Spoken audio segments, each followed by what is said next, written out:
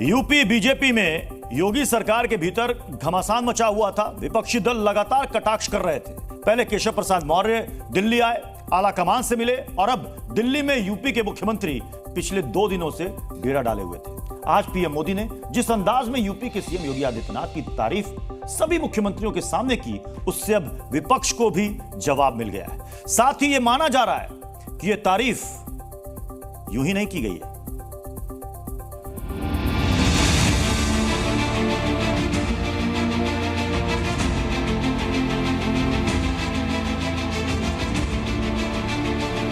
UP BJP में कलह की कहानियों के बीच आखिरकार पीएम मोदी ने दिल्ली में बीजेपी शासित प्रदेशों के मुख्यमंत्रियों के साथ बैठक की। दरअसल कई दिनों से लोकसभा चुनाव के परिणामों को लेकर यूपी सरकार के बॉस यानी मुख्यमंत्री योगी आदित्यनाथ चर्चा का केंद्र बने हुए थे। लेकिन जिस तरह से पीएम मोदी ने भरी सभा में यूपी के मुख्यमंत्री योगी आदित्यनाथ की तारीफों के पुल बांधे, उससे सब कुछ साफ हो गया। प्रधानमंत्री नरेंद्र मोदी ने खास रूप से योगी आदित्यनाथ की तारीफ करते हुए कहा कि योगी सरकार राज्य में एक ऐसी योजना चला रही है जिससे देश के अन्य राज्यों को भी अपने यहाँ लागू करना चाहिए।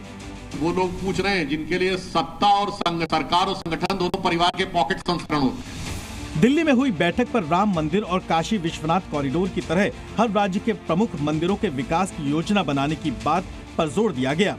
साथ ही पीएम मोदी ने निर्देश दिया कि सभी राज्यों को जल जीवन मिशन के तहत हर घर नल से जल योजना पर जोर देना चाहिए। सूत्रों के मुताबिक पीएम मोदी ने मुख्यमंत्रियों से इन कार्यक्रमों को गंभीरता से लेने के लिए भी कहा है। अब केशव प्रसाद मौर्य और यूपी के सीएम योगी आदित्यनाथ दिल्ली से उत्तर प्रदेश वापस आ गए हैं और माना जा रहा है कि दिल्ली के मंथन के बाद उत्तर प्रदेश में अब सियासी जो घमासान मचा हुआ था वो थम जाएगा।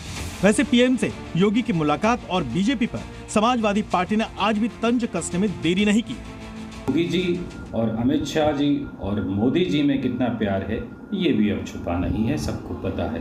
तो अब एक ज़माने में पार्टी विद अ डिफरेंस के नाम से जाने वाली पार्टी आज पार्टी विद डिफरेंसेस के नाम से जानी जा रही है और इसीलिए अब उसका सिमटना पूरे देश में शुरू हो गया। भले ही योगी आदित्यनाथ यूपी लौट गए हों, लेकिन यूपी की राजनीति में सत्ता पक्ष और विपक्ष के बीच खींचतान का नया दौर शुरू होना तय है। विशाल रघुवंशी के साथ ब्यूरो रिपोर्ट, जी मीडिया।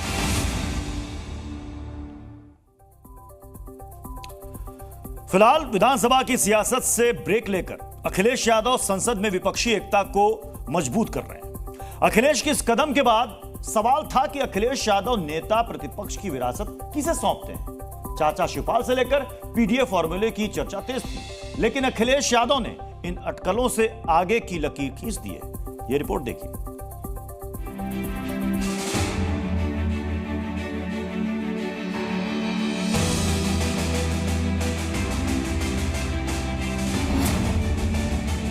क्या अखिलेश यादव की साइकिल पीडीएफ फॉर्मूले से आगे निकल चुकी है? क्या अखिलेश यादव के पीडीएफ में ए के मायने अल्पसंख्यक के साथ अगड़े भी हो गए हैं? इन सवालों का जन्म दिया है लखनऊ से आई तस्वीर में, जब अखिलेश यादव ने यूपी विधानसभा के नेता प्रतिपक्ष की विरासत माता प्रसाद पांडे को सौंप दी। हम लोग विपक्ष में रहे हैं, हम जानते हैं हमारी क्या जिम्मेदारी है और हमारे राष्ट्रीय अध्यक्ष जी ने जो जिम्मेदारी दी है मैं पूरे अपने साथियों के सहयोग से पूरी तरह से निर्वहन करूंगा। सुबह से नेता प्रतिपक्ष के लिए जिन नामों की सुगबुगाहट तेज थी, उनमें माता प्रसाद पांडे का नाम दूर दूर तक नहीं था। लेकिन शाम होते होते सियासी पंडितों की भविष्यवाणियों को विराम देते हुए अखिलेश ने विधानसभा में योगी के सामने माता प्रसाद पांडे पर दांव चला। माता प्रसाद पांडे यूपी की 12% आबादी वाले ब्राह्मण समाज से आते हैं। यूपी विधानसभा के अध्यक्ष रह चुके हैं, 7 बार से विधायक हैं। मुलायम सिंह यादव की सरकार में मंत्री भी रहे हैं। 2024 लोकसभा चुनाव से उत्साहित अखिलेश यादव का पूरा फोकस 2027 विधानसभा चुनाव पर है। पीडीएफ फॉर्मूले के जरिए अखिलेश लोकसभा चुनाव में आधी लड़ाई तो जीत गए, लेकिन बहुमत के पार पहुंचने के लिए सोशल इंजीनियरिंग को विस्तार देने की तैयारी में है। वैसे भी पीडीएफ फॉर्मूले में ए का प्रयोग सुविधानुसार सियासी इस्तेमाल अगड़े और अल्पसंख्यक के लिए किया जा सकता है। लोकसभा चुनाव के दौरान क्षत्रिय नेताओं की नाराजगी बीजेपी के लिए सामने आई थी। ऐसे में अब सपा ने ब्राह्मण वोट बैंक को अपने पाले में करने के लिए सियासी दांव चलना शुरू कर दिया है। ये वोट बैंक बीजेपी का कोर वोट बैंक माना जाता है और अब सपा ने इस पर अपनी नजरें गड़ा दी हैं ताकि 2027 की राहें आसान हो सकें। कैमरामैन रामबालक साथ विशाल रघुवंशी, जी मीडिया, लखनऊ। 2007 में ब्राह्मण वोट बीएसपी के साथ गया तो मायावती बहुमत से सत्ता की सीढ़ी चढ़ी थी और अब अखिलेश भी इसी ट्राई एंड टेस्टेड फॉर्मूले को धार देने की तैयारी में है। अखिलेश की इसी सियासी प्रयोगशाला के प्रयोग लखनऊ में नजर आ रहे हैं। लखनऊ ऋत्विक पांडे हत्याकांड में अखिलेश यादव ने सीधे सीधे सरकार पर आरोप लगाए तो ऋत्विक के घर ब्राह्मण प्रतिनिधि मंडल भेजने का फैसला कर सांत्वना के साथ सियासी संदेश भी दे दिया, जो एसपी ने नेताओं की जुबान पर सुना जा सकता है।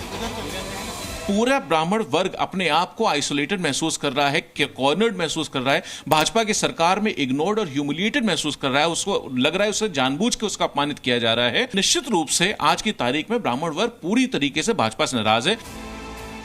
लोकसभा चुनाव में जिस तरह अखिलेश यादव ने बीएसपी के कोर वोट बैंक से सेन लगाई, उसके बाद अब उनके सियासी कदम बीजेपी के कोर वोटर की तरफ बढ़ रहे हैं।